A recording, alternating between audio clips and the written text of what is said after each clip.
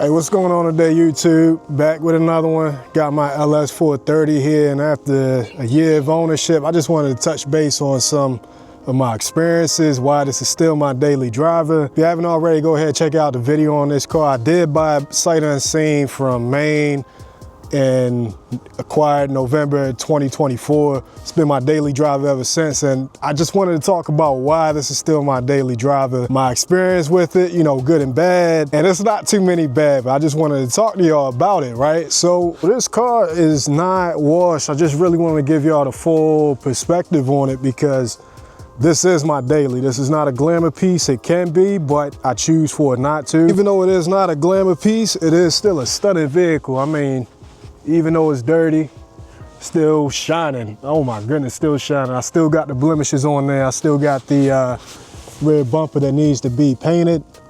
Just opted not to. I still have the rust spot on this quarter panel, which is the only rusting part of the body. Just haven't opted to get it fixed. This is my daily driver, so when it's snowing, when it's raining, this is what I bring out instead of the M3. But the whole point of this video is really to just kind of talk about the experience, why I still daily drive it. So we're gonna go ahead and hop in, or just peek in real quick. This is what it looks like on a daily drive. Seats can be shampooed, and y'all know I get down with the detailing, but this is the daily, right? This is what I have. So got the two back seats. This is the UL, but I've opted to make this the Daddy Mobile. Still don't have any problems with it mechanically. But as y'all know, I'm a Lexus fan. I'm a Lexus stan. You know, even though I went to BMW, I still respect Lexus. I respect what they engineer, all the options that they give, the reliability. And this is also why I'm still driving a 20-year-old Lexus. So a daily driver in this fashion is already gonna beat out a lot of cars. I mean, it's cushy. It's like I'm riding in a lazy boy, right? So I really don't have to worry about maintenance on this, you know, just regular oil changes. If you've checked out the content on the channel, main thing I've had to do is the drive shaft replacement. That was a failed U-joint, as well as the guibo. I believe that's the guibo.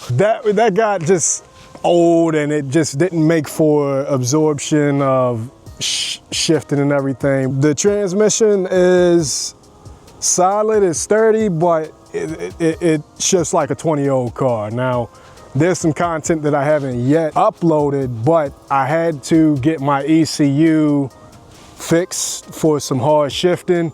That's been addressed for the most part. I still have like maybe a 5 to 6 upshift issue, but it does the job. I'm just get a fluid change and everything. Open the hood real quick just to show you. So overall, man, you can see it's dusty under here too. It's not a showpiece by any means, but I went ahead and changed the PCV valve underneath this cover. I actually didn't even remove it or bolt it back up. Where's it at? It's somewhere underneath this head. I'm not gonna take that off. Does the job. The main thing I really don't like about this car, and this is just being overly critical, I hate the miles per gallon. Now, I knew what I got myself into. It's a 20-year-old V8, but I'm gonna pay for that miles per gallon every time. The comfort and the reliability that it brings, I never had to worry about being left on the side of the road. I never have to worry about something catastrophic going on. And in true Lexus Toyota fashion, 1 year later, I have yet to have a check engine light. That is a testimony to the engineering, 20-year-old engineering of Lexus and Toyota. This is why I got the car. Go ahead and hop in here. Like I said, it is a lazy boy. The quality in here is still sound, comfortable. I'm 6'4". I got headroom. Got this wide sunroof that I usually keep closed because it keeps it warm in here, but I digress a bit. The interior of the car is still beautiful, right? I still got vacuum lines on the mat because I don't have too many passengers if they're not in the back. The interior quality is still solid. I've detailed the inside, conditioned the leather. As you can see, this is worn. You got cracks here. It's perfectly imperfect, but it still does what it needs to do almost 21 years later. We'll go ahead and start this up just to show you what I do every day. The tilt motor still works, but the extension, telescopic motor does not. That's fine. And that being said, oh yeah, my silent closed doors still work just fine, just like the day that I took delivery on it. But not sure if y'all can hear that idle, but it's purring. There's no clicking, there's no knocking, there's no nothing. That engine that is put into this car has been proven to be unmatched for reliability. And like I said in one of my old videos, this has some get up, right? Like if I need to get up on the highway, I'm taking it.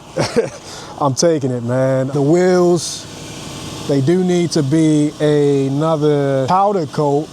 They're imperfect, but that is fine. But you can still see that gloss.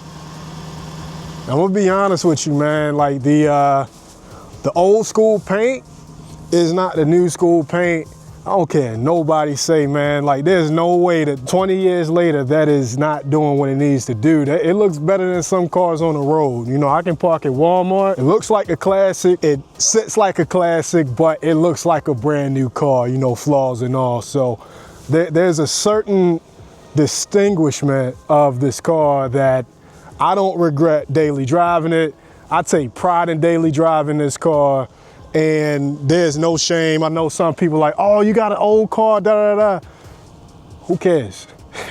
Who cares? If you want something that's reliable and can keep up with your daily demands. I put about 30 miles on this car daily. So right now I'm at a little bit under 125. I took delivery of the car at 113. It's been a tank. What's next for this? I do need to change the spark plugs. I already got the parts from Lexus, and I'm still on OEM air struts. They perform well. They still take and absorb. They dampen the way they're supposed to. But I know I'm on borrowed time. 21 years later, and it's only a matter of time before they fail. So plans for it, I already have a full airlift kit. I know people are gonna be against that, but I couldn't bring myself to, one, not have any type of dynamic control on the height like how it is factory. I didn't want to go with Arnault or the aftermarket air suspension. And even with that being said, each corner is going to be $6,000 for just parts before labor on a good day, and I just couldn't make that make sense. So I didn't want to go coilovers because that dynamic. I didn't want to go static. In summary, I know a lot of y'all here on the channel for this LS430. I want to put more content out on this car. I'm just going to start doing more lifestyle content because, one, there's not too much modification that needs to be done to this car, and that's not to say that the modification will not come. It'll be slight modifications, nothing extreme. And there's not too many repairs that I need to do. I already captured the driveline shake. I do still have a little shimmy in the front end that's intermittent. I think that might be a tie rod or the lower control arm bushings, but it comes and goes so much. It's not even like really something that I'm looking to really throw money at. In summary, if you're looking for a daily driver that's fully capable, it's comfortable, it's reliable, as I suspected when I bought the car, this right here is going to be it. As long as you can get past the age, it's not completely modern, that's okay. That's also what I'm looking for, as long as you can get past the miles per gallon, because that is gonna be the biggest flaw of this car. Outside of that, go ahead, pick one up. If you can find it for a good price, do not overpay. A lot of people do overpay. Is it money poorly spent? Even if you overpay, I don't know. As long as it's not egregiously overpaid, then I think it's gonna be a good buy regardless. So now, I know a lot of people might be wondering, why do I daily drive this car when I got a G80 M3?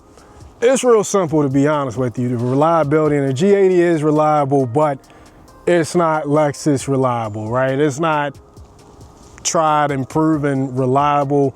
Not saying I had any issues, but I know if something goes wrong on this car, it's gonna be already handled. Overall, this is way comfier than the G80. I mean, rightfully so. G80 is more so performance focused. This is more so cream puff focused. You just wanna cruise, you just wanna float. And there's so many times that I'm in this car and I'm not speeding.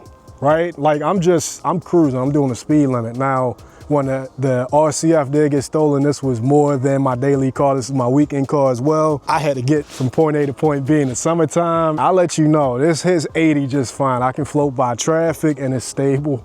I wouldn't be weaving through traffic. It's not a sports car by any means, but it can go, it can float down the interstate, no problem. And this is why I daily drive this car without regard. I don't have to worry about anything. It's gonna do what I need it to do, and I'm gonna be comfortable in the process. So definitely a great investment. I'm happy with my purchase, and will I do it again? Absolutely. Appreciate y'all for watching. Go ahead, hit the comments if y'all wanna see anything in particular about my journey or any content or whatever. Appreciate y'all watching, man. LS430 content and the G80 M3 content on the way.